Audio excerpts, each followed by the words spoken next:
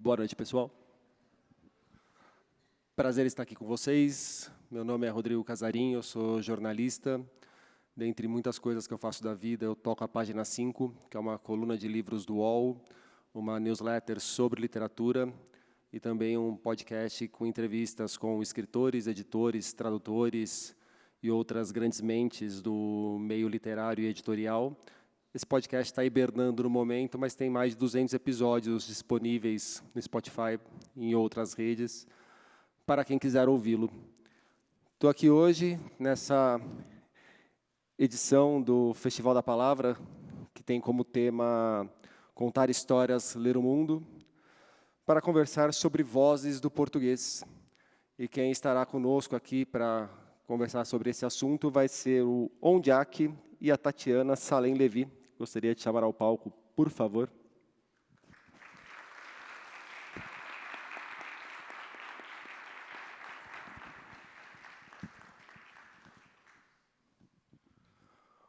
O Ondiak, jogando ali na nossa ponta esquerda, nasceu em Luanda, na Angola, e estudou Sociologia em Lisboa.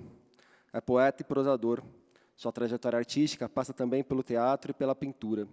Seus livros já foram publicados, entre outros países, na Argentina, Canadá, Espanha, Uruguai, Portugal e Suíça. Em 2013, foi vencedor do Prêmio José Saramago com o romance Os Transparentes.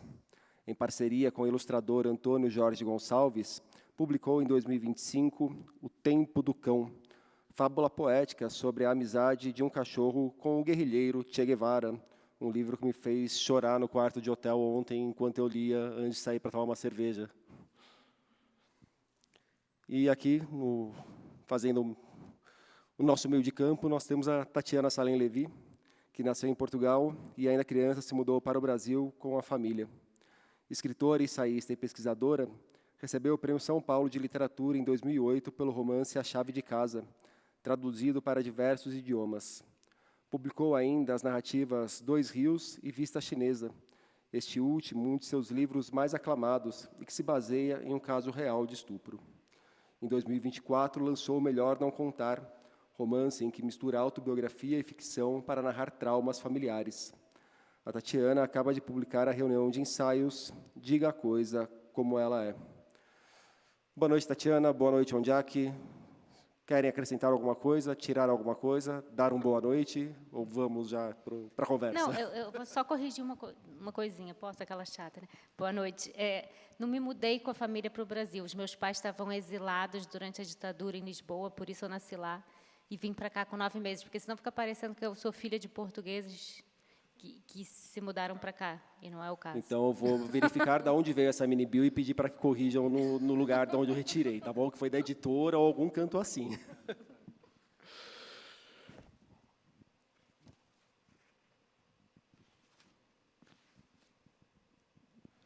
A gente está aqui num festival de literatura para festejar a palavra. E eu achei muito bonito no livro da Tatiana Salem Levi, o Diga a Coisa Como Ela É, a dedicatória dela para Paloma Vidal. Paloma é uma das nossas outras grandes escritoras e que desafiam muito esses limites geográficos que tentam nos impor, e limites linguísticos que tentam nos impor, que há 30 anos compartilha comigo, entre mil outras coisas, o amor pela leitura. Gostaria de começar ouvindo de vocês um pouco desse amor pela leitura, que a gente conversa muito sobre escrita em eventos assim, mas a leitura me parece ser o ponto central para tudo o que a gente faz. Como que vocês desenvolvem esse amor ao longo da vida de vocês? Como que o livro vira um objeto central na vida de vocês, como me parece ser? Podemos começar pelo Ondiak, já que eles vão ficar um olhando para o outro. Então. Obrigado. Muito boa noite. Queria começar por mandar um beijinho à Luísa, que é uma pessoa que trabalha aqui, como todas as outras, nesta organização, e que disse que não conseguia vir a nenhuma mesa, né? E que hoje finalmente consegue vir à última mesa. Então aproveito já esse beijinho e mando um beijinho para todos os que estão a trabalhar neste momento na organização, para que isto corra tão bem. Obrigado. Eu creio que, sim, há pessoas para as quais o livro ou a leitura, esse universo da literatura, de repente passa a fazer sentido. Há histórias mais românticas de como as crianças, alguns, né, dizem, quando eu era criança eu já sabia que eu ia ser escritor ou isto ou aquilo. Eu acho que nem gostava muito de ler, sinceramente, né? Ou não tinha paciência, ou não fui aproximado dessa maneira. Mas lembro-me da surpresa que foi quando comecei a gostar de ler. Justamente porque não gostava, né? Disse, bom, isso aqui não sei. Agora, um dia, de repente, a pessoa pega um livro e fica preso e gostar de ler. A partir daí, sim, eu senti o livro, até hoje, estou a dizer o livro, mas é a literatura, como um amigo, não é? Como uma coisa que te faz companhia. Agora, um pouco já com a idade, mais seletivo, mais sensível às coisas que não vale a pena porque não fazem parte do teu universo afetivo, não é? Afetivo literário. Agora, depois é ajustar o pouco tempo que temos, com o trabalho que temos que fazer, com o tempo das leituras, não é? Eu ando a fazer aqui uma revisão da matéria dada e ando com pouco tempo de leitura. Sinto muito isso. Sinto que é uma coisa que tenho que corrigir. Assim como tenho que beber mais água, também tenho que arranjar tempo para ler mais. Se tenho-me sentido mesmo, sabes, uma coisa que tu estás a fazer, que eu estou a fazer, e que é prejudicial à minha saúde, é ler tão pouco. Então, obrigado. Foi mais um alerta para eu me aproximar dos livros. Boa noite a todos. Eu queria começar agradecendo também. Vou aqui. Um beijinho à Luísa. E a todo mundo que trabalhou e está trabalhando ainda para a organização desse festival, por onde passaram tantos escritores incríveis. E o amor pela... Eu sempre gostei de ler, desde pequena, mas porque eu acho que eu cresci numa casa com muitos livros, com uma biblioteca muito grande. Depois que os meus pais se separaram, eram 2 bibliotecas, a da minha mãe e a do meu pai. Eu sempre vi os meus pais lendo muito. Então, eu acho que eu também, na verdade, comecei a ler primeiro por ciúmes. Porque eu tinha uma relação muito obsessiva assim, com a minha mãe. E a minha mãe passava tanto tempo lendo que eu ficava, não, mas o que é isso? Que está aí, que compete aí comigo, né? E aí eu ganhei esse hábito, acho que desde muito pequena.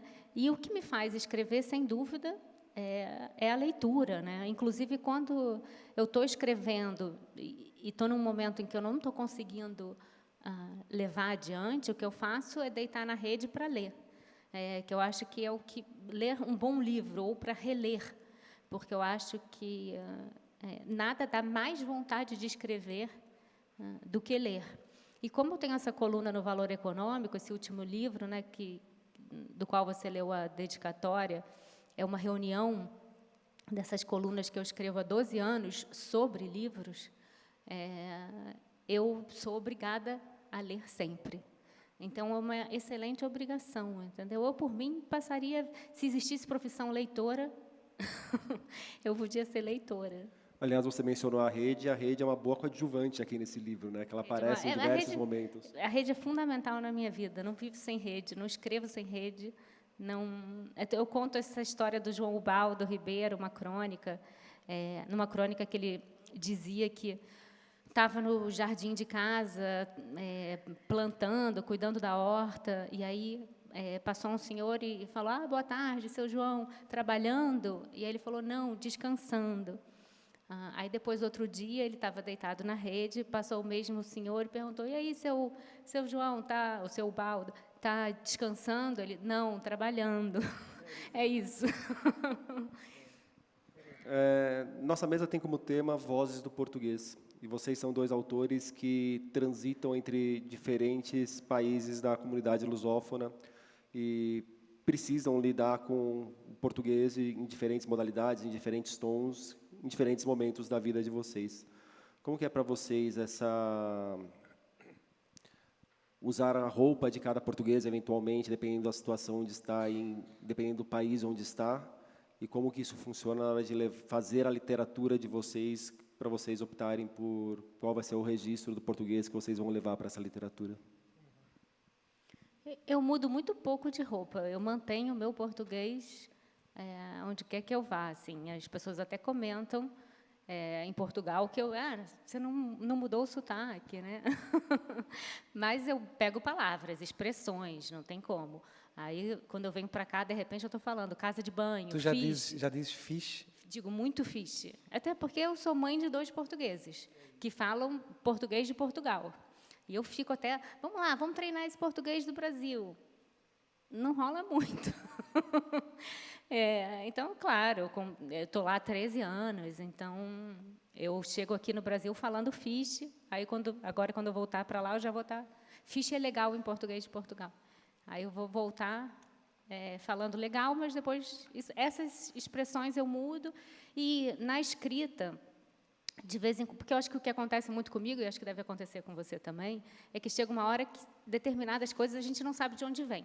Né? Fiche legal é muito fácil, mas há expressões e alguns jeitos de falar e tal que às vezes eu não sei. E aí isso aparece às vezes naquilo que eu escrevo. E os editores, eu sou editada no Brasil e depois publicada em Portugal também. Aí, normalmente, os meus editores assinalam e falam, isso aqui é português de Portugal, é lusitanismo, é de propósito? Aí, no geral, eu digo não e mudo para o português do Brasil, porque não faz sentido dentro daquele contexto, né? Porque eu continuo sendo uma escritora brasileira, no sentido de... escrever sobre o Brasil, de pensar o Brasil, né? Querer responder isso de alguma forma nos meus livros também, o que é o Brasil. Então, eu acho que não mudo muito. Né? Eu acho que há uma oportunidade e há um sofrimento. Há uma oportunidade de tomarmos contacto com outras formas da língua portuguesa, mesmo se fores a Cabo Verde, mesmo se fores a Moçambique, ou a São Tomé, ou a Guiné. Embora, no caso da Guiné e de Cabo Verde, eles usem, digamos, a língua corrente oficial dos jornais e da televisão é a língua portuguesa, mas a língua do afeto, a língua do dia-a-dia deles, a língua da troca é o crioulo. O caso de Angola e de Moçambique é diferente. Ou as pessoas falam português, ou as pessoas falam outras línguas.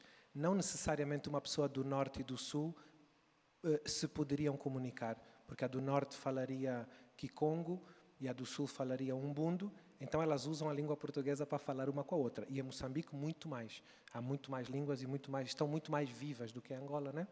Então, para mim, dito isto, é só para a gente, quando diz comunidade lusófona, não confundir que os países não têm as mesmas realidades. Por exemplo, obviamente que o Brasil tem uma realidade linguística plural, mas ela não é tão praticada, exceto pelos grupos que ainda as praticam. Ou seja, a grande língua no Brasil praticada é a língua portuguesa. Não é o caso de Moçambique, é o caso de Angola.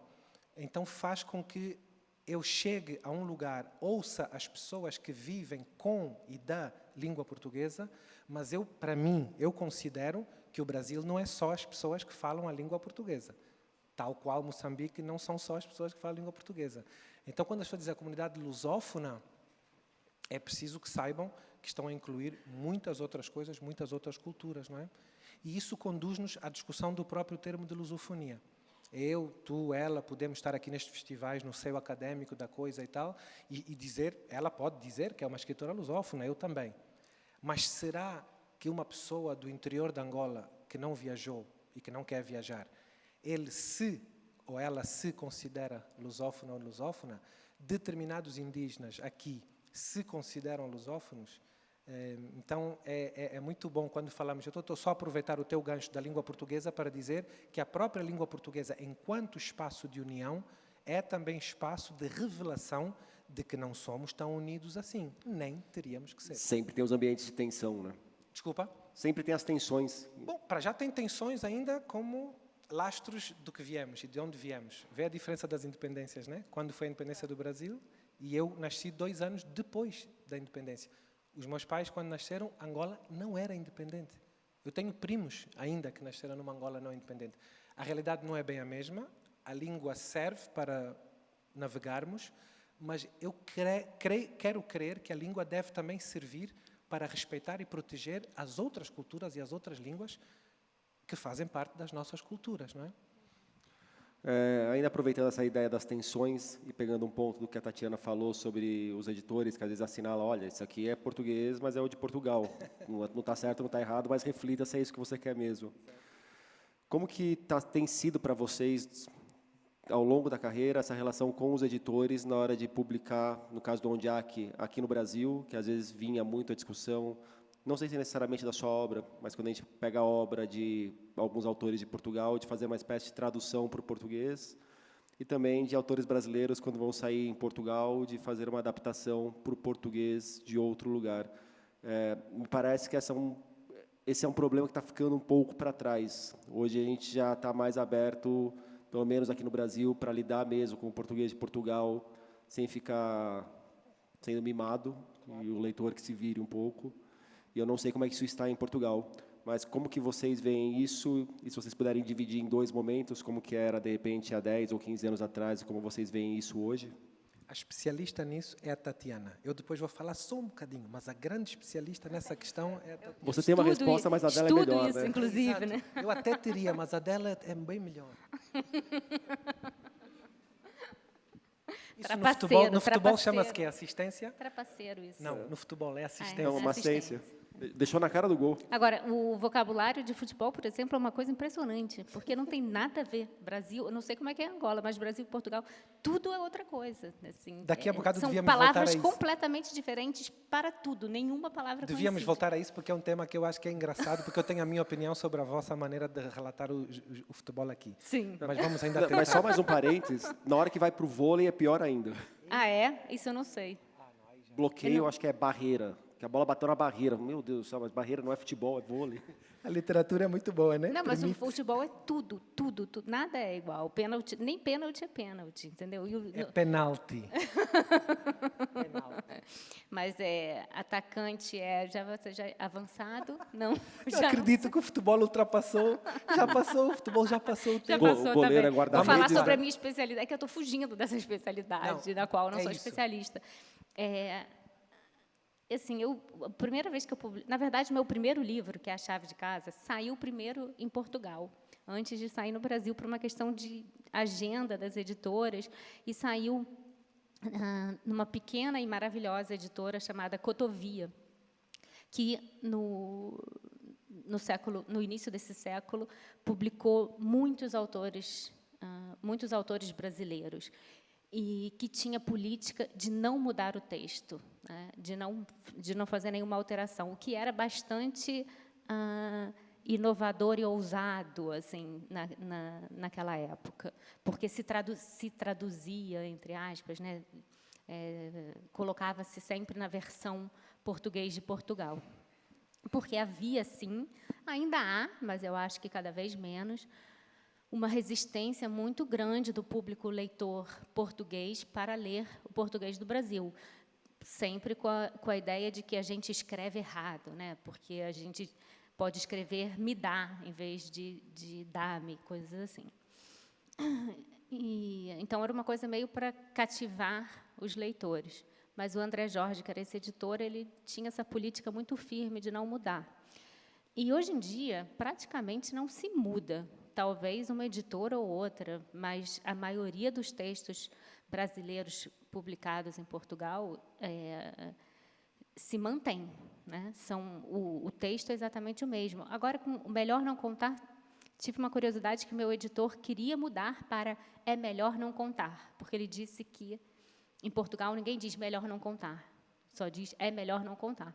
Aí eu fiquei meio assim, tipo, vou ter que pensar no assunto, mas acho que não. Como é que era, Tatiana? Qual era a diferença? Um é na frente. Mas como era o teu título original? Melhor não contar. Melhor não contar. E ele queria colocar o é.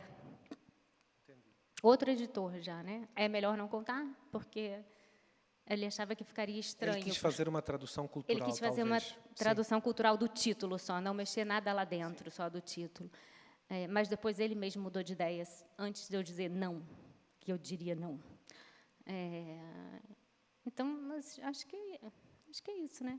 Não tem E, às muita- vezes, essas questões também podem acabar sendo não surgindo como uma imposição, mas, de repente, surge como um diálogo, que vira uma opção estética, pode ser uma solução interessante também, né?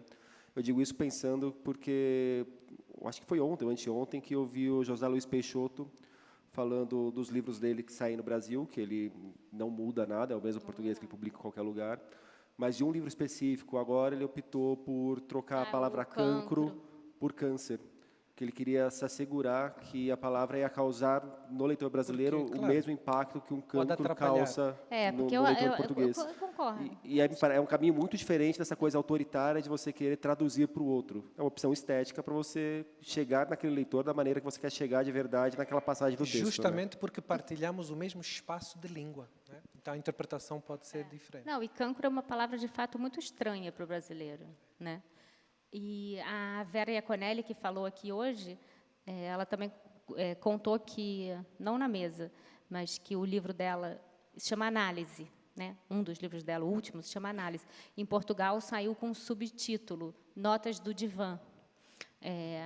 E a editora lá explicou que isso seria importante, porque em Portugal, se você ler análise, vai te remeter à análise de dados ou análise de sangue, nunca a psicanálise. Então, uma coisa... Sim, não é usada a expressão fazer análise, não é? Ou seja, se for da especialidade, a pessoa entende. Eu queria passar uma perspectiva ligeiramente diferente, não invalidando que alguns autores brasileiros tenham tido, ou por ameaça ou por sugestão, não é? Essa ideia de mudar alguns aspectos. Na mesma altura, bom, eu comecei a publicar no ano 2000. Já conheci alguns escritores antes, mas vou falar com mais prioridade dos anos 2000 em diante.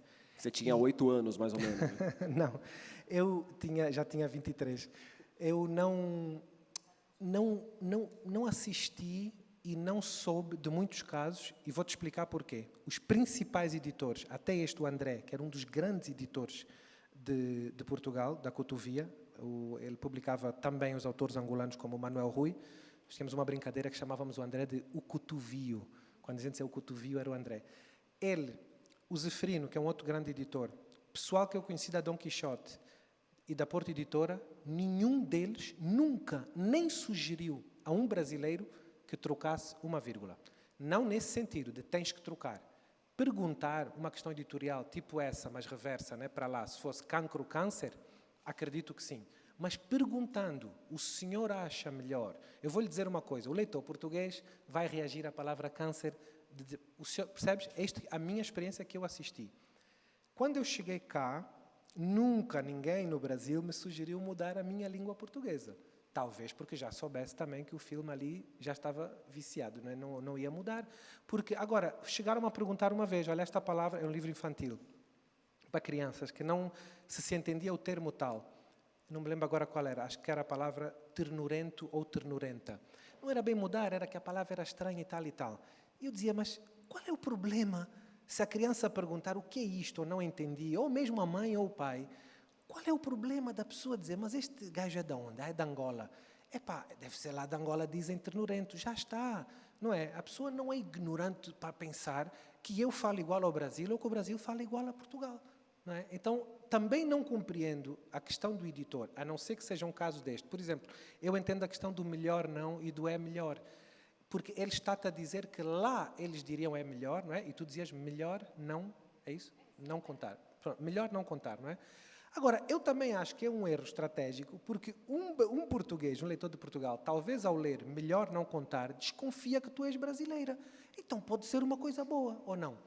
Ou eu quero esconder isso dele? O que você acha? Ser uma coisa brasileira é uma coisa boa ou não? Onde há que responda para a gente. Mas não é ser brasileira, é ser do autor, seja ela brasileira ou ucraniana ou nigeriana. Não é? Acontece é que o da Nigéria nós temos que traduzir. Agora o do Brasil, como é que vai ser? Agora, acontece ensaio sobre a cegueira. Em vários lugares pediram para não ser com a palavra ensaio. No inglês ficou blindness, o título do livro, porque não podiam pôr a palavra essay, porque essay ninguém vai pensar que é um romance, digamos, não é? Então, a mesma questão com a análise. Eu pensei que tu ias dizer que puseram o título do livro terapia. Porque as pessoas fazem terapia, não vão ao analista, vão ao terapeuta, vão ao psicólogo, não é? Então, eu creio só que, eu acho que há um limite. Primeiro, respeitar logo. Depois, se for necessário, então, sugerir alguma alteração, mas alertando. Há um livro do Mia que se chamou originalmente Jesus Além. O título é Jesus Além. a brincar com Jerusalém, a brincar ou a fazer um trocadilho. Creio que aqui não ficou esse título. Não é? Ou é Jerusalém ou nem é esse título. Ficou Jerusalém, para não fazer o trocadilho. É uma questão de sensibilidade, digamos, editorial / cultural, onde às vezes é preciso ouvir o editor. Mas eu creio, ouvir é uma coisa, obrigar o autor é outra. O autor pode ser livre de cometer o erro que o editor lhe avisou que será um erro. Mas eu creio que cabe ao autor. Mas obrigado por ter trazido o Saramago para a conversa, que eu ia puxar justamente um exemplo dele para a gente chegar na outra ponta agora, extrapolando o editor para chegar no leitor.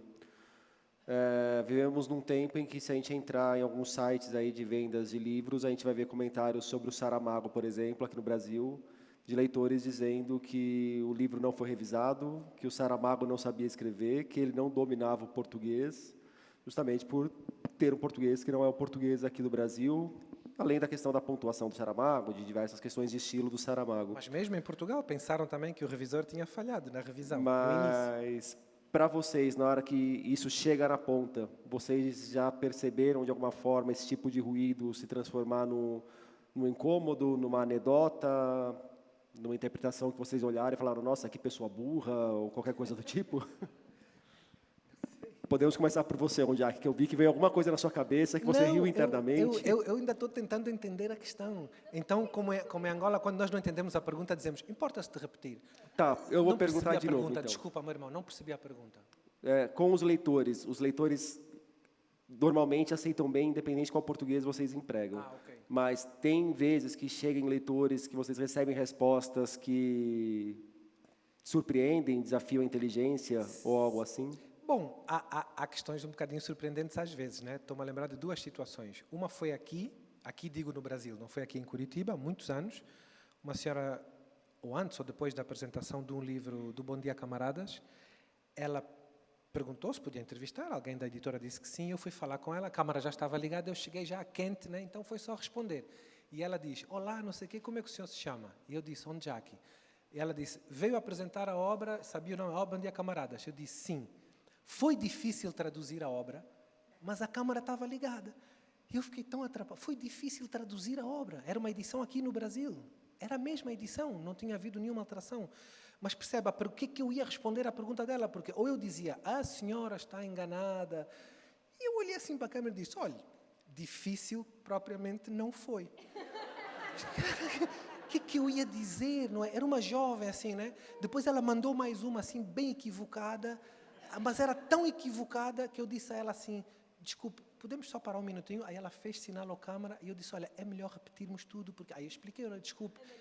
Eu disse, olha, eu não sou o tradutor da obra, mas eu vi você lá dentro apresentar a obra. Não, mas é que eu escrevi mesmo a obra. Sim, escreveu e traduziu. Não. Essa foi uma, mas depois virou uma brincadeira, não é? E em Portugal, uma vez, numa escola pública em Portugal, já tinham lido o livro, eu fui lá para falar com os alunos. Eu entro, não sei o que e tal, também era o Bom Dia Camaradas, e a professora diz, aqui está o autor daquele livro que lemos, não sei o que, nananina, aliás, um livro muito bom, né? Começou a fazer os elogios, nananina, depois disse, bom, também com alguns erros de língua portuguesa, mas isso nós já vimos, e não sei o que, papai, continuou, e apresentou-me assim, ela me apresentou assim, com os meus erros de língua portuguesa, na escola dela, dos alunos dela. Aí eu, que amo professores, minha mãe é professora, independentemente disso, somos nós em Angola, as crianças, essa primeira geração após a independência de Angola, nós somos muito gratos aos nossos professores, todos, inclusive os professores cubanos, porque estar numa escola era luxo. Tu estares numa província que não tivesse guerra e onde tu pudesses ir à escola, e a escola não era muito boa comparado com o que é hoje, né? Então, nós estamos muito gratos. Agora, aí eu disse, olha, professora, desculpe só, me dê só uma oportunidade aqui para eu falar com os seus alunos. Eu gostaria que vocês me indicassem quais são os erros de língua portuguesa que encontraram, porque aqui temos duas hipóteses. Ou é um erro meu, ou é um erro da editora, porque nenhum de nós queria deixar erros de língua portuguesa em nenhuma edição. Não, isso aqui não leva a mal. Não sei o que. Não, mas eu não levo a mal, eu levo a bem. Eu quero é corrigir. Quais são os erros? Vamos lá ver. E era, de facto, situações onde o alcance do raciocínio daquela professora não alcançava, ou melhor, não chegava. O alcance do raciocínio não chegava para considerar coisas que são do estilo literário do tal autor, que ela tinha dito lá que vinha com os erros, o que são processos de fixação de oralidade dos anos 80, especificamente, o que é o ritmo da língua portuguesa de Angola e o que é o ritmo da língua portuguesa de Angola de um extrato social específico. Mas eu não ia lá dar aulas de sociologia à professora. Eu não tinha obrigação de lhe explicar isto tudo, não é? Quando ela me indicou os erros, eu olhei para os alunos e disse, não se preocupem, o erro não é do autor. E deixei assim no ar, porque não pode fazer isso, não é? Eu não quero pensar que foi de propósito, porque me pareceu realmente que ela estava mesmo, digamos, inteligentemente, como direi, distraída, não é? Foi uma questão talvez de sensibilidade também. Não, eu digo de sensibilidade no sentido em que, justamente porque se eu estiver a ensinar Guimarães Rosa a uma criança ou a um grupo de crianças em Angola, eu tenho que contextualizar. Para uma criança. Para um adulto, não. Eu ofereço Guimarães Rosa, lê, não lê, gosta, não gosta. Eu tenho que contextualizar. O mesmo com Manuel de Barros. É diferente de Machado de Assis, etc. A criança pode ler que aquilo não tem grandes... Né? Portugal demorou um pouco também a habituar-se não só ao estilo de manobra que os outros países fazem, como a respeitar as manobras que os outros países fazem. Essa foi em Portugal, não é? Eu digo isto porque creio que é preciso, de facto, começarmos, independentemente do tamanho das nações e do valor político e do valor simbólico que cada um de nós imprime a cada uma das nossas nações, simplesmente a respeitar. São Tomé e Príncipe é um país, tem a sua soberania, tem a sua autonomia e sabe o que está a fazer. Podemos dialogar, sugerir, mas dentro do ensino de São Tomé, eles é que sabem como é que ensinam a língua portuguesa e que língua portuguesa é que ensinam. E o mesmo gostaria que fosse aplicado a todos, inclusive Brasil e Portugal. Nem o Brasil vai dizer aos outros como é que se fala, nem Portugal tem que dizer aos outros, nós é que inventamos a língua. Aqui não se trata de quem inventou, meu irmão. Aqui se trata de usufruto, percebes? Do futuro de países que tomaram como sua essa língua. Acabou a história das patentes, não é? Já era. Mas acho que em Portugal ainda tem bastante essa resistência. É uma divisão de grupos. Os rançosos e os menos rançosos. Acabou a história das patentes e eles não patentearam, por acaso, né? Na hora que a gente vai lá nos registros, não tem essa patente. E também, quer dizer, sempre falar da língua portuguesa, a língua portuguesa veio do galaico-português, o galaico-português veio do latim e por aí vai, não é? E agora estamos neste presente, que é 2026, e em 3026, sabe-se lá onde é que estaremos, não é? Mas, Tatiana, você fala da resistência, Em Portugal, a gente sempre... aí já... ato falho. Não, sempre se fala muito no brasileiro, né? Tipo, não como língua, né? Fulano fala brasileiro. Mas isso surgiu de uma coisa pejorativa, né? O brasileiro não fala português, fala brasileiro. Mas hoje em dia eu gosto de me apropriar desse termo, assim. Falo brasileiro, entendeu? É um português do Brasil, mas eu acho interessante assim, a gente também reverter isso, sabe? Sim, claro. Né? Não, já me aconteceu em Portugal, porque eu vivi cá uns anos atrás e eles perguntarem-me, assim abertamente, tu achas que os brasileiros falam português ou brasileiro? E eu disse, eles é que sabem.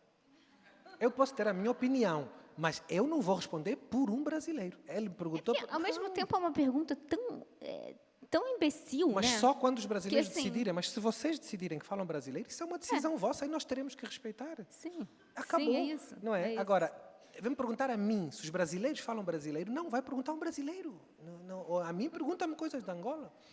Não, e também não são eles que têm que definir. Né? Todo mundo pergunta de todo mundo, na realidade. Não, Obrigado, eu vou tirar essa pergunta aqui da pauta para evitar fazendo. Tatiana, eu queria entrar um pouco no Diga a Coisa Como Ela É.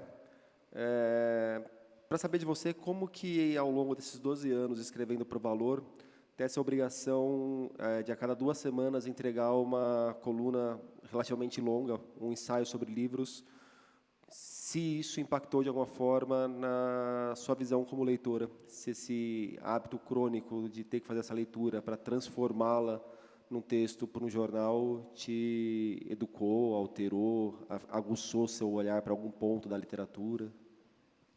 Eu tenho essa leitura crítica há muito tempo, porque eu fiz mestrado, doutorado, pós-doutorado, sou pesquisadora na universidade, então eu sempre tive, as minhas leituras sempre tiveram esse olhar crítico, assim, sabe? Durante poucos anos da vida, eu resolvi ler sem lápis, assim, ler sem sublinhar. Só fazer um adendo, mas assim, quando a gente vai para o jornalismo, a gente tem uma distância mais curta entre escrever e já ter que publicar, né? Que são 2 vezes por mês, tem ali texto seu chegando aos leitores e Sim. você já tem que pensar em outro para daqui 15 dias. Sim, estou sempre pensando qual vai ser a próxima coluna, e tudo que eu leio, eu estou pensando, será que vai dar coluna? E, às vezes, eu penso, não vai dar coluna, e largo o livro. Foi uma coisa que eu tive que aprender mais a fazer, é largar um livro que eu acho que não vai render um texto, né?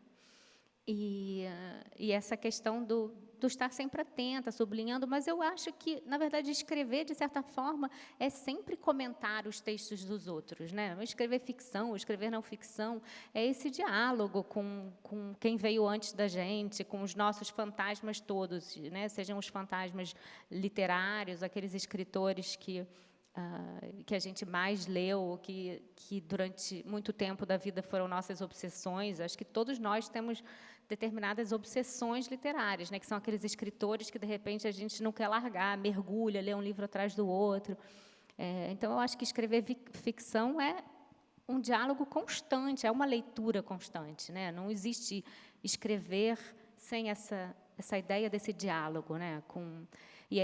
Não só com os livros que a gente leu, mas é uma interpretação do mundo, né? Uma interpretação de quem somos nós, é uma colocação de perguntas o tempo todo, né? Eu acho que todos os meus romances, e os meus romances têm alguma variação, né, nesse sentido de que tem romances que são ficção, como Dois Rios, ou Vista Chinesa, que é baseado numa história real que não é minha, ou Melhor Não Contar, que é um livro autobiográfico, né, dando alguns exemplos. Mas eu tenho sempre nos meus romances essa pergunta, assim, o que é escrever, o que é ser brasileiro, o que é estar no mundo, sei lá, aquelas perguntas muito básicas que a gente coloca quando a gente é criança e que nos levam para os livros e que nos prendem aos livros até o fim, né? Eu falo aí nesse livro, na apresentação, aquela frase muito conhecida do James Baldwin, né, que ele diz que achava que a dor dele era a pior dor do mundo, que o sofrimento dele era o pior sofrimento, até ele começar a ler, né? Então, eu acho que as colunas, elas são um lado daquilo que é a escritora de ficção também, né? Uma espécie de bastidores. Estão sempre em diálogo com os romances que eu estou fazendo também. Porque, por exemplo, Melhor Não Contar, eu falo muito da Virginia Woolf, da Annie Ernaux, falo um pouco da Clarice Lispector, enfim, de outras escritoras, e eu fui escrevendo colunas sobre essas autoras enquanto eu estava escrevendo romance também, né? Então, acho que está tudo muito conectado. E é claro que, tudo bem, a coluna é outro tipo de texto, tem essa regularidade que você falou, mas chega uma hora que se torna muito orgânico, né? Para mim, é muito orgânico já fazer as colunas. Claro que, como são 12 anos, tem meses que eu estou com menos vontade, tem meses que eu estou com muita vontade, né? Não, assim, de forma geral, eu tento não falhar, mas se eu tiver que falhar, eu também posso falhar, dizer, não, olha, na próxima eu não vou escrever, né?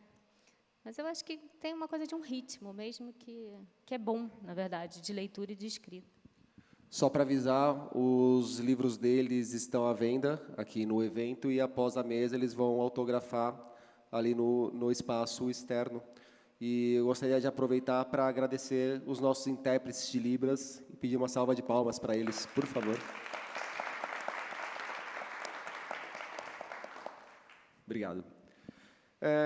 E, Tatiana, ainda sobre o Diga a Coisa Como Ela É, queria saber um pouco de como foi o processo para chegar nos ensaios que vêm parar no livro. Há 3 anos, eu lancei a Biblioteca no Fim do Túnel, que também é uma reunião de textos que eu escrevi ao longo da minha caminhada com a Página 5 e outros veículos para os quais eu escrevo. E ali, para chegar nos 55 textos, eu revisitei mais ou menos 2.000 textos. E tinha umas coisas legais, que eu fiquei feliz de ter escrito algumas coisas, mas tinham outras que eu falei, nossa, ainda bem que isso aqui já ficou para trás, deixa soterrado no submundo da internet para ninguém ver. A sua coluna no Valor já vem num momento muito mais maduro da sua carreira do que essas colunas minhas que me envergonhavam, que estavam lá no começo da minha caminhada. Mas como que foi para você revisitar esses textos? Fazendo uma conta aqui de alguém de humanas, deve ter sido uns 260 textos, mais ou menos, 250, 300, para chegar nos que estão aqui. Eu já tinha publicado um primeiro livro com reunião dessas colunas em 2017. Então, as colunas de 2014 a 2017 já ficaram de fora dessa seleção. O título é O Mundo Não Vai Acabar, que em 2017 era mais otimista ainda naquela época, né? Mas assim, todos os meus livros que têm um não no título, a gente tira o não. É um não irônico. E então, na verdade, foram essas colunas, acho que foram de metade de 2017 até agora. E eu contei com o apoio da editora da Tinta da China, porque foi um projeto que nasceu junto, assim, né? Numa conversa com a editora, porque eu organizo uma coleção de ensaios para a Tinta da China, de literatura e de filosofia, e daí surgiu essa ideia. Então, mas eu falei, olha, eu estou escrevendo um romance, não vou conseguir ler 300 agora. Aí eles fizeram uma primeira seleção, eu tirei algumas dessa seleção, depois coloquei outras, porque aí eu fui vendo pelos títulos, eu ia me lembrando do que eu gostava mais, o que eu gostava menos. E aí, depois, como tem o livro é dividido por temas, então, eu tentei equilibrar mais ou menos, né? Algumas colunas ficaram de fora. Um pedido da editora foi não incluir colunas que fossem muito datadas. Por exemplo, as colunas que eu escrevi durante a pandemia, porque os textos são sobre livros, mas eu tento sempre falar do mundo, né? Assim, de questões do contexto, de quando eu estou escrevendo, né? Mas tudo que fosse muito datado, eles pediram para tirar. E depois, eu acho que, sei lá, não acho muito difícil a gente saber quais são as que a gente gosta mais, e, né, quais são melhores e quais são... acho que... Mas não teve nenhuma que você olhou assim e falou, meu Deus do céu, que vergonha que eu passei aqui? Foi tudo tranquilo. Ou então algum livro que você olhou e falou, putz, aqui eu falei bem desse livro, mas agora, com mais tempo, decantou de uma maneira diferente. É claro que tem umas que eu vejo que são piores, porque eu sei que eu escrevi ou nessas épocas em que eu estou com menos vontade de escrever coluna, eu tive que escrever correndo, porque acontece isso, estou viajando, aí, de repente, me lembro, tem que escrever a coluna hoje, me esqueci. Aí não vai ser a mesma coisa, né? Mas nada assim de que eu tivesse sentido vergonha, assim, nada que eu sinta que eu condenasse. E onde que eu escolhi para trazer aqui para a mesa O Tempo do Cão, que foi um livro que me tocou especialmente quando eu li. É um livro que você fez junto com o Antônio Jorge Gonçalves. Queria saber primeiro de onde vem essa ideia de criar uma história sobre esse encontro do Che Guevara com um cachorro e essa amizade que se cria e deixa depois uma saudade imensa. Primeiro, tenho que vos dizer que esse não é o primeiro livro que eu colaboro com este senhor, Antônio Jorge Gonçalves. Agora já é amigo, mas é um artista português, um grande desenhador, também faz desenho ao vivo, com música, com orquestras, em peças de teatro, faz cenários para a televisão. E, portanto, nós trabalhamos juntos já em alguns projetos. Neste projeto, especificamente, eu estava a ver um documentário e há um soldado que refere... Eu acho bonito isso no documentário, porque em vez de referir, sei lá, as piores coisas da guerra, que, coitados, eles não querem falar, não é? Obviamente que ninguém quer se lembrar das piores coisas. E ele lembrou-se de uma história curiosa, e eu fiquei agradecido que a diretora, que é uma mulher, deixou isso lá. E ele diz, uma vez, e ele conta a missão toda, eles estavam numa missão secreta no Congo, e eles sabiam que iam chegar um comandante, e eles não sabiam quem era. O comandante chegou e ninguém o conhecia. E era o comandante deles, era o responsável máximo. Era uma missão muito secreta lá no Congo. O comandante era o Che Guevara, estava completamente disfarçado, tirado a barba, blá, blá, blá. O Fidel, antes dele partir, deu um jantar com os camaradas do partido e apresentou, este é o doutor fulano. Ninguém reconheceu o Che, que era o teste para ver se ele chegava lá ao Congo. Depois de lá estar, não havia problema. Bom, ele foi lá liderar esse pequeno batalhão. Ao fim do mês, quando a barba começou a crescer e a voz e tal, bom, este aqui é o fulano, né? E numa dessas, eles lá numa missão, depois do bombardeamento, não sei o quê, encontram um pequeno cachorro, um pequeno cão, e adotam o cão. Mas os soldados não achavam muita graça porque era mais uma boca, porque o Che mandava dividir tudo com o cão. O leite, a ração, o que houvesse. Depois há lá uma cena, isto é o soldado a contar muito resumidamente, este soldado que esteve lá no documentário, e que fala que houve o cão já estava com eles, e eles foram muito bombardeados numa situação e tiveram que dispersar. E depois eles têm um sítio que ele já está combinado para voltar a reunir a tropa. E quando se reúne, a primeira coisa que o Che pergunta é o cão. Ah, fulano, trouxeste? Não. Tu trouxeste? Não, ninguém tinha trazido o cão. O Che só disse, podem ir lá outra vez buscar o cão. Então foram outra vez. Então, este senhor que dizia isto com carinho, mas ao mesmo tempo estava a dizer, se não fosse o filho da puta do meu chefe me pedir para eu ir buscar o cão, eu nunca teria voltado lá para ir buscar o cão. Então eu fiquei a pensar nisso, né? O que é que o cão fez na vida? Quem gostava, quem não gostava, mas conviveram com o cão. Durante o tempo todo da missão, eles conviveram com o cão. Depois tiveram que sair e não levaram o cão. Era um conto, esse aí era um conto, um pequeno conto que eu fiz, dedicado ao cão, e eu achava que o conto não estava bem, mesmo. Guardei muitos anos. Mostrei uma vez a Paula Tavares, e ela disse-me, sim, tens razão. O conto, ela diz assim delicadamente, o conto não está pronto. Eu disse, sim, mãe, eu sei, só para te mostrar. Eu disse, sim, mas não está pronto. Fazia assim, faz um silêncio longo, sorri, 30 segundos e diz, é uma boa história, mas não está pronto. E eu agradeço muito. Então, bom, guardei muitos anos, comecei a ter vontade de mexer nele, e para mexer, mostrei ao António. Disse, o que tu achas desta história? Ele foi ler a história tal qual ela era e disse, tenho aqui umas ideias.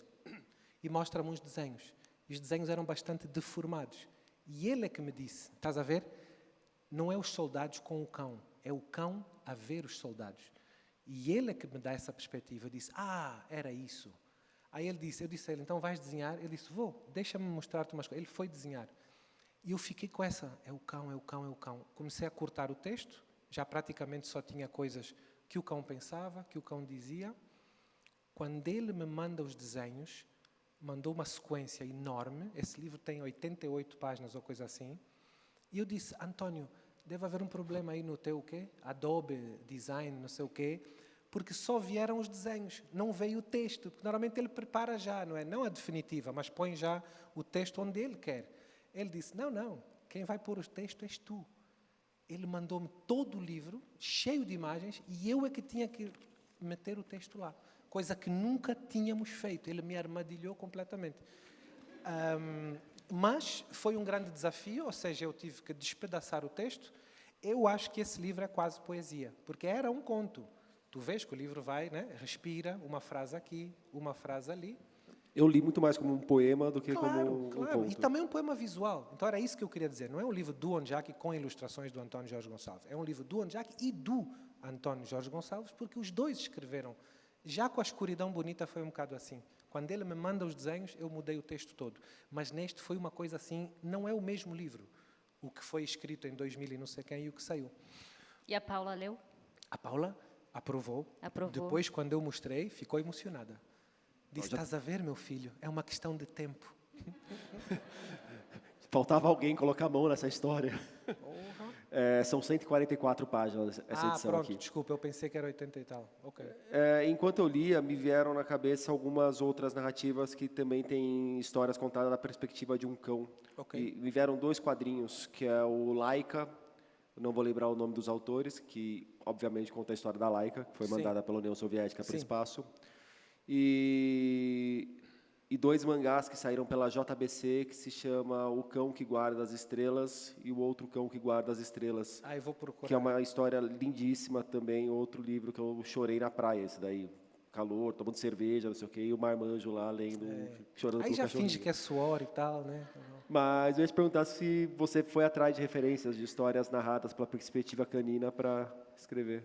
Não, na verdade não, porque no conto original, quando eu acabei de ver aquilo, aliás, eu interrompi o filme e disse, espera, tu não podes deixar isto ir embora, porque me fiquei muito impressionado com aquela história de que lugar tem um cão? Tu estás no meio da guerra, não é? Primeiro, eu creio que esse mesmo senhor que contou isso, não é? Que é chato terem que dividir, mas não será que o cão também lhes fez alguma companhia, não é? É um ser diferente, é um ser que, participando da guerra, talvez não tenha consciência e nem concorde com aquela guerra. É como carregares um anjo, estás a ver? Mas isso já na minha imaginação, ele não disse isso. Então isso me intrigou. E não, eu tenho muito pouca experiência de cães. A minha aprendizagem com os animais é muito tardia. Eu fui me enamorando dos bichos. Eu não gostava de bichos. Hoje em dia adoro cães, adoro gatos, lesmas, gafanhotos, todos eu gosto. Mas eu não cresci a amar um cão. E eu cresci a desamar os gatos. Hoje eu amo gatos, hoje os gatos sentem a minha energia. Mas eu era um caçador de gatos. Na minha rua crescemos a caçar gatos. Então um dia Deus, ou o Deus dos gatos, me castigou. Na casa da minha tia, eu estava já em Portugal. A gata estava grávida. A gata teve um problema, começou a entrar em stress na hora do parto. A minha tia teve uma crise de pânico, vira-se para mim, ela vai morrer. E eu tirei o primeiro gato, e realmente ele tinha saído ao contrário, ele ia morrer, ao qual eu queria chamar Custoso, porque custou a sair. Mas como Custoso não era nome de gato, ele ficou Custódio. E ele era realmente grande. Agora imagina uma pessoa que não tinha relação com gatos e que perseguia gatos com uma arma de chumbo, fazer o parto da marrom para nascer o Custódio. Aí eu fiquei um palermo, agora os gatos sobem em cima de mim. Então, creio que eu tentei só a minha referência do meu imaginário do que era esse cão. Não fui pesquisar. Agora, quando ele me mostrou o desenho do cão, juro por Deus, eu disse, era esse o cão que eu tinha imaginado. O cão que ele desenha aí, o tamanho, estás a ver? Porque podia ter desenhado qualquer tipo de cão. Eu acho que o cão existe no sentido espiritual e entrou no António. E o António depois, aquilo, né, com a caneta, saiu-lhe o cão. Ele é muito bom. Se por acaso alguém quiser dar uma olhada depois, é só me procurar lá fora que eu mostro Dar aqui o exemplar do uma livro. olhada, não confundir com dar uma molhada, né? Para falar de cão... Não, molhar não pode. Não, pode, né? Um dos textos que eu mais gostei do seu livro, Tatiana, se chama A Biblioteca do Meu Pai. E eu tinha separado para falar já sobre ele, e depois que eu me liguei que a gente ia ter essa conversa num Dia dos Pais. Isso foi completamente por acaso. Mas você conta a história de quando seu pai faleceu e do processo de olhar aquela biblioteca, escolher o que fazer com ela, chamar um livreiro de um sebo para avaliá-la e depois não querer vender no primeiro momento. Mas eu fiquei pensando como que seria a biblioteca de vocês nessa vida que vocês levam, não exatamente sempre mudando de país, mas eventualmente mudando de país. E não sei se vocês sempre carregam a biblioteca nas costas, se vocês deixam bibliotecas em diferentes lugares, ou se cada mudança exige a criação de uma nova biblioteca. Como que funciona isso para vocês? Eu tive que deixar algumas bibliotecas para trás. E no início me custou muito. Depois eu fui aprendendo a ser cada vez mais desapegada em relação a tudo, na verdade. Agora, quando eu fui vender a biblioteca do meu pai, é claro que eu senti uma certa culpa, mas, ao mesmo tempo, eu não tinha como, era uma biblioteca grande, e as universidades... Infelizmente, o Brasil não tem esse sistema. Tudo, quando você vai fazer doação de livros, é sempre uma coisa muito difícil. Eu já tinha tentado fazer isso quando a minha mãe morreu, não conseguia. Inclusive, a minha mãe tinha um material muito grande de cinema, porque ela trabalhava com cinema. Esse material a gente doou para a Cinemateca do MAN, que é o Museu de Arte Moderna do Rio, e anos depois continuava tudo lá embalado, meio largado. Então eu vendi para o sebo, e eu falo aí nessa crônica que eu gostei da ideia de ter os livros dele espalhados em diferentes casas, né? Mas agora, recentemente, aconteceu um episódio que, aqui no Paraná, que me deixou muito chateada em relação à biblioteca do meu pai, porque uma pessoa comprou... Na verdade, antes de desfazer da biblioteca, eu e minha irmã, a gente escolheu aquilo que a gente queria mais, que era mais afetivo, ou, enfim. E aí uma pessoa aqui do Paraná, um homem aqui do Paraná, comprou um livro, que era um livro de rezas em ladino, que é a língua dos judeus sefaradis, e com tradução para o hebraico, comentários e tal, que foi um livro que o meu pai recebeu do meu bisavô, né, do avô dele, no Bar Mitzvah, que é uma espécie de iniciação que os judeus fazem aos 13 anos de idade. E aí ele comprou esse livro e fez um post falando do livro, com fotos do livro, e dizendo que o livro tinha pertencido ao meu bisavô, e me marcou, uma pessoa que eu não conheço, me marcou.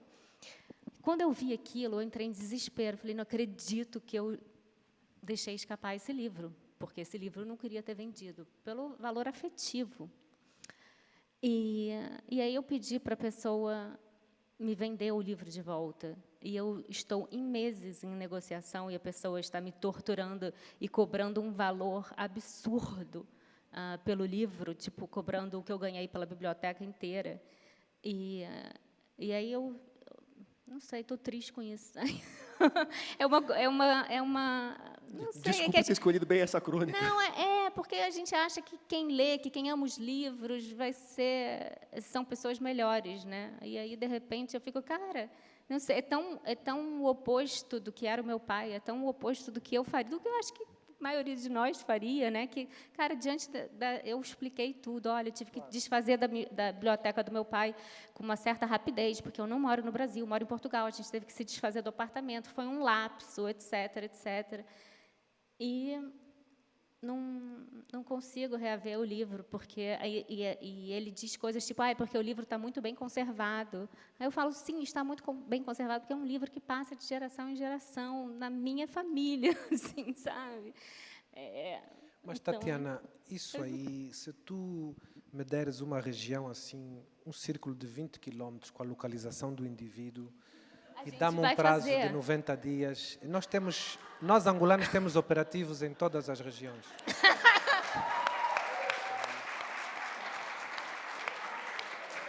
Depois a gente fala. Em Londrina. Já me ajuda. Saber essa localização já me ajuda. Vais ver que até é capaz dele próprio ir te oferecer o livro. Poderás chegar até a esse milagre. Inclusive, eu estou indo para Londrina na quarta-feira. Não sei se consigo tão rápido. Tenho que fazer ainda os telefonemas. Aquilo tem que bater em Luanda e voltar. Não é contacto direto.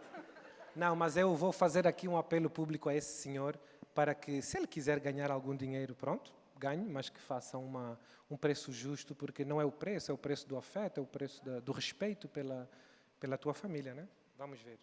Pode ser que... E você com a sua biblioteca, ou as bibliotecas, como que funciona para você isso? Me faz mal estar longe de alguns livros, eu já percebi isso, mas eu ia ter que entrar aqui em detalhes que, como diria o Cervantes, agora não me quero acordar. Não adianta, quer dizer, estou longe de alguns dos livros que preciso, mas fiz como a Tatiana também, aprendi a... Como é que é? Aquilo de... Desapegar. Aprendi um pouco o que é difícil, aprender o desapego dos livros, mas realmente tenho conseguido, faço outras descobertas, faço outras, como é que se diz, incursões, procuro refúgio afetivo noutros. Agora, há livros que andam comigo, sim.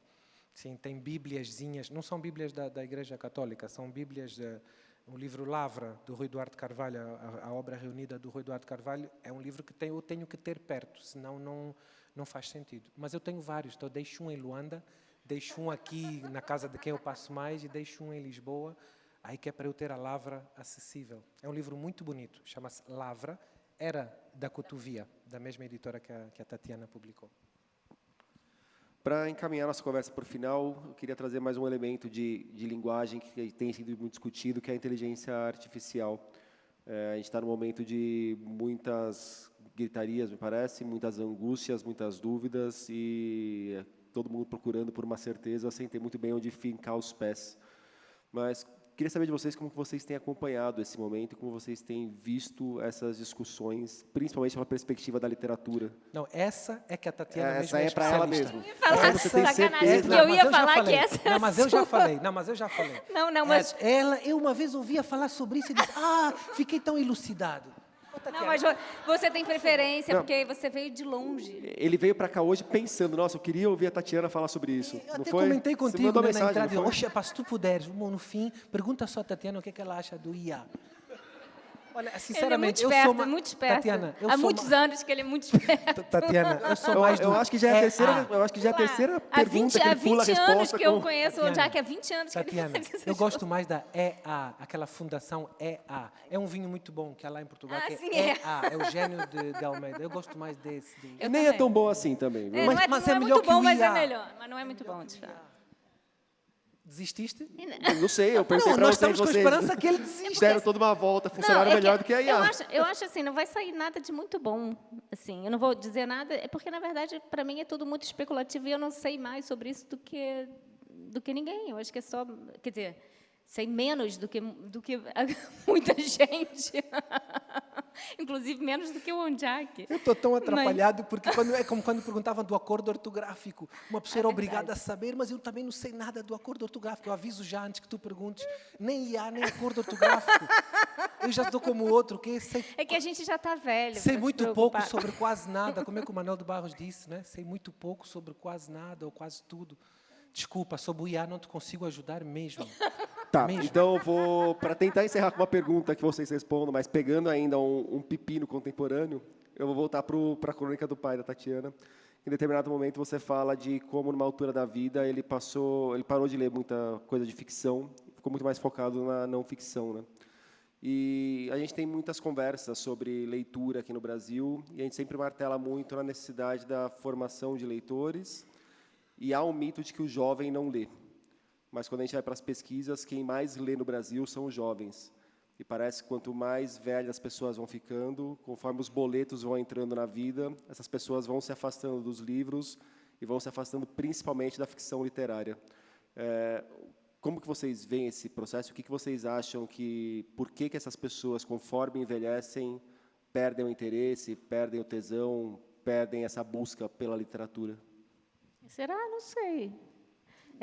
Meu pai foi muito antes de envelhecer, que ele lia... Não, conforme envelhece, não vai ficar velho, mas, sei lá, quando a pessoa já saiu da escola, passou a faculdade, começou a ter que se preocupar com criar filho... Tipo, 20 anos já é está velho. envelhecendo, está envelhecendo. Já está no pós-jovem. Entendi. Onde Essa foi forte demais. Com 20 anos já está envelhecendo? Não, tá mais velho do que com 15. Está mais velho do que sem com dúvida. 15. Pelo menos nas Puxa, minhas então, contas, me parece. Não, eu acho que, por exemplo, ultimamente eu não tinha noção, de facto, do quão pouco eu leio não ficção. Eu não tinha noção. É quando aparece conversa de não ficção e de não sei o quê, do ensaio e tal, fulano, eu não conheço. Mas cicrano, não, também não. E não posso conhecer tudo, obviamente, mas é que realmente eu fico na ficção. Bom, temos a poesia também, que eu não sei se é ficção, se não, mas, digamos, ensaios e outras coisas, não sei, tá vendo? Eu nem sei quais são os livros de não ficção, porque eu realmente leio ficção. Portanto, sou viciado, isso já percebi, não é? Espero que com a velhice eu estou a contar com o contrário, meu. Eu estou a contar que com a velhice eu tenha mais tempo para ler, não? Agora eu tenho que estar aqui. Vocês me chamaram para vir aqui, eu tenho que estar aqui. Na velhice você vai me chamar, já não venho. Não, já não venho, vou ficar parado lá a ler, não é? Mas eu entendo o que estás a dizer. Agora, por exemplo, eu tenho 2 casos em casa, o do pai e da mãe. O meu pai começou a ler mais, à medida que se foi desocupando novamente das funções, não é? Já na aposentadoria, etc. A minha mãe foi lendo menos, em termos de quantidade, pelo menos, não é? É o exemplo que eu tenho mais perto.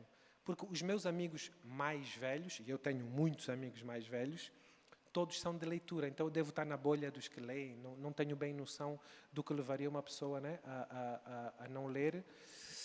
Outros interesses, não é? Por exemplo, eu vejo o meu pai ver programas de televisão que antigamente ele não via. E tudo bem. Deve estar a precisar também de ver coisas leves e patéticas, porque aquilo que ele está a ver de vez em quando eu não consigo ver. Não, mas ele está numa frequência também, eu não sei o que ele pensou todo dia, e à noite ele quer ver um programa patético, não é? Está no seu... exercício da sua liberdade, obviamente, não é? Ou seja, também está com paciência. Ele não tinha paciência para ver esse tipo de programas. Acho isso interessante e acho que sabedoria mesmo é envelhecer com conforto e com respeito por si próprio. Para uns, respeitar o si próprio é varrer 2 cachaças ali ao fim da tarde. Para outros será isto, para outros será aquilo, né? Equilibradamente. Mas acho que é bom que a pessoa envelheça de acordo com o seu plano de envelhecimento. Você estava falando um pouco de Eu vou até trocar o envelhecer por amadurecer, que assim, a minha ideia de envelhecer era só que está passando o tempo. Fica bonito. Que quem está com 25 anos está mais velho do que quem está com 15. Sim. Só para a gente não focar só na terceira idade. É que assim, eu também acho, como a inteligência artificial, eu acho um pouco difícil de responder, porque também são coisas muito genéricas, né, que parte sempre de uma suposição que pode ser, mas pode não ser, porque eu acho que depois o que interessa são os casos individuais, né? Aí as respostas podem ser o quê? Não sei, foram absorvidos pelo mundo do trabalho, ficam sem tempo, não sei muito, mas, quer dizer, não é que perdem o hábito de leitura, que você diz que sai da ficção para a não ficção. No Brasil, se lê muita não ficção. Em Portugal, a ficção vende muito mais do que a não ficção. Eu acho que isso não acontece, não acontece muito. Eu também não sei se acontece tanto assim aqui, não sou analista nesse sentido. Então, também acho difícil, mas eu concordo que os jovens têm uma... É mentira a gente dizer que os jovens não estão lendo. Eu acho que os jovens estão lendo, sim. Tem um movimento grande, eu acho. Aí você falou nos mangás, por exemplo. O meu filho está nessa onda de ficar lendo um mangá atrás do outro. Às vezes eu fico nervosa. Mas tudo bem, está lendo, né? Até faço umas negociações, assim, olha, para cada 3 mangás tem que ter um livro de narrativa. Aí, às vezes, sou meio chata, assim, né? Mas dá certo, porque ele gosta também, entendeu? Lembrou de mais alguma coisa, Jack? Não, ia só dizer uma coisa que é, não desfazendo o grandíssimo papel sempre das mulheres, sendo uma data perto do Dia do Pai, é preciso também mandar um abraço e um beijinho àqueles pais, hoje em dia, vou chamar modernos. O que é que eu estou a chamar de pais modernos? Os não machulentos, os não, né, que tratam bem todo mundo, aquilo que seria o normal, mas que ainda não é, não é? Eu acho que conheço alguns casos, pessoalmente, também, de pais esforçados, de pais que, mesmo separados também, por exemplo, optaram por ficar com as crianças, não é?